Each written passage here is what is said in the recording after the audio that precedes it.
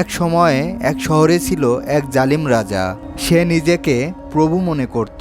তার আদেশ ছিল সবাইকে মূর্তি পূজা করতে হবে। যে আল্লাহর একাত্ম বিশ্বাস করবে তার শাস্তি হবে মৃত্যু। আসসালামু আলাইকুম প্রিয় দর্শক শ্রোতা, আপনারা দেখছেন ইনসান ইউটিউব চ্যানেল। আজকে প্রবেশ করব ইতিহাসের সেই রহস্যময় গুহায়। জানব আসহাবে কাহাফের সেই লোমহর্ষক সত্য কাহিনী, যা আধুনিক বিজ্ঞান আর মানুষের কল্পনাকেও হার মানায়। ভিডিওর মূল পর্বে যাওয়ার আগে এখনই আমাদের চ্যানেলটিকে সাবস্ক্রাইব করে বেল আইকনটি বাজিয়ে দিন, যাতে ইসলামের অজানা ইতিহাস ও রোমাঞ্চকর তথ্য সবার আগে আপনার কাছে পৌঁছায়। চলুন মহাকালের সেই বিস্ময়কর যাত্রায় ডুব দেওয়া যাক। এই শহরেই ছিল কয়েকজন যুবক। তারা সম্ভ্রান্ত পরিবার থেকে এসেছিল, আরামের জীবন ছিল তাদের। কিন্তু তারা মিথ্যার সামনে মাথা নত করেনি। তারা বুঝেছিল মূর্তি কিছুই করতে পারে না, আসমান ও জমিনের একমাত্র রব আল্লাহ। এই বিশ্বাসই তাদের আলাদা করে দিয়েছিল। তারা সাহস করে বলল, আমাদের রব এক, তিনি ছাড়া আর কেউ উপাস্য নেই। এই কথাই তাদের বিপদের কারণ হয়ে দাঁড়ালো। রাজা রেগে গেল, হুকুম দিল ঈমান ত্যাগ না করলে হত্যা করা হবে। শহরে আতঙ্ক ছড়িয়ে পড়ল। তারা বুঝে গেল এখানে থাকলে ঈমান বাঁচবে না। তখন তারা সিদ্ধান্ত নিল আল্লাহর জন্য শহর ছেড়ে যাবে। গভীর রাতে তারা শহর ছেড়ে বেরিয়ে পড়ল। সামনে কি আছে জানতো না, শুধু আল্লাহর উপর ভরসা ছিল। একটি কুকুর তাদের সাথে চলতে লাগলো। তারা তাড়াতে চাইল, কিন্তু কুকুর পিছু ছাড়ল না। আল্লাহ তাকেও এই ঘটনার অংশ বানালেন। অনেক দূর হেঁটে তারা একটি পাহাড়ের গুহায় পৌঁছালেন এবং সেখানে আশ্রয় নিলেন। তারা বলল, হে আমাদের রব, আমাদের উপর আপনার রহমত নাজিল করুন এবং আমাদের জন্য সঠিক পথ সহজ করুন। আল্লাহর রহমত বর্ষিত হলো এবং তাদের গভীর নিদ্রায় ঢেকে দিলেন। সূর্য উঠল নামলো, কিন্তু তারা জাগ্রত হলো না। এই ঘুম ছিল একদিন নয়, এক বছর নয়, পুরো 309 বছর। এই সময়ে রাজা বদলেছে, যুগ বদলেছে, মানুষ পুনরায় একাত্মবাদী খোদার ইবাদত করতে শুরু করেছে। একদিন তারা হঠাৎ জেগে উঠল। তারা ভাবল একদিন অথবা তার চেয়ে কম সময় ঘুমিয়েছে। একে অপরের দিকে অবাক হয়ে তাকাচ্ছে, কারণ তাদের চুল, দাড়ি, হাত পায়ের নখ অস্বাভাবিকভাবে বড় হয়ে গিয়েছিল। তারা কিছুই বুঝে উঠতে পারতেছিল না। ওদিকে প্রচণ্ড ক্ষুধা অনুভব করতেছিল।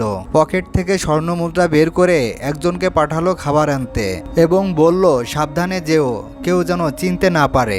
শহরে গিয়ে সে দেখলো সব কিছু বদলে গেছে। তাকে এবং তার হাতের পুরনো স্বর্ণমুদ্রা দেখে সবাই হতবাক।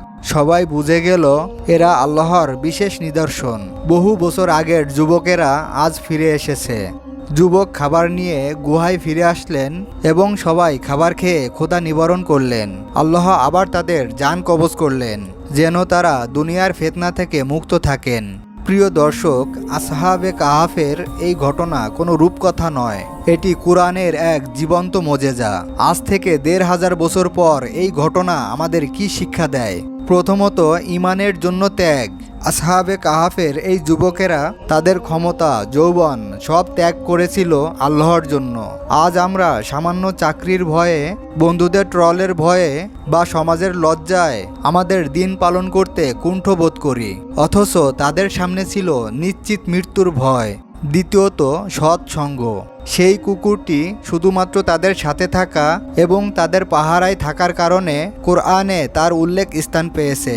ভাবুন, একটা কুকুর যদি নেককারদের সাথে থেকে অমর হতে পারে, তাহলে আমরা মানুষ হয়ে যদি ভালো মানুষের সঙ্গ নেই, আল্লাহ আমাদের মর্যাদা কোথায় নিয়ে যাবেন?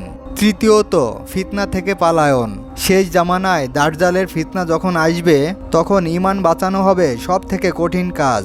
নবীজি সাল্লাল্লাহু আলাইহি ওয়াসাল্লাম বলেছেন, যে ব্যক্তি জুম্মার দিন সূরা কাহাফ পাঠ করবে, তার জন্য 2 জুম্মার মধ্যবর্তী সময়টা আলোয় আলোকিত থাকবে এবং সে দাজ্জালের ফিতনা থেকে নিরাপদ থাকবে। আজকের এই আধুনিক যুগে, যেখানে চারদিকে নাস্তিকতা, অশ্লীলতা আর বস্তুবাদের জয় জয়কার, সেখানে আমরাও এক একজন আসহাবে কাহাফ হতে পারি। আমাদের গুহা হতে পারে আমাদের জায়নামাজ, আমাদের মসজিদ, কিংবা আল্লাহর ভয়ে নির্জনে ফেলা চোখের পানি। আসুন আমরা আল্লাহর কাছে সেই দোয়াই করি যেই দোয়া আসহাবে কাহাফ করেছিল। হে আমাদের রব, আমাদের উপর রহমত বর্ষণ করো এবং আমাদের কাজগুলো সঠিক পথে পরিচালনা করো। ভিডিওটি শেষ করার আগে একটি ছোট্ট অনুরোধ, এই ভিডিওটি বানাতে আমাদের অনেক গবেষণা ও পরিশ্রম করতে হয়েছে।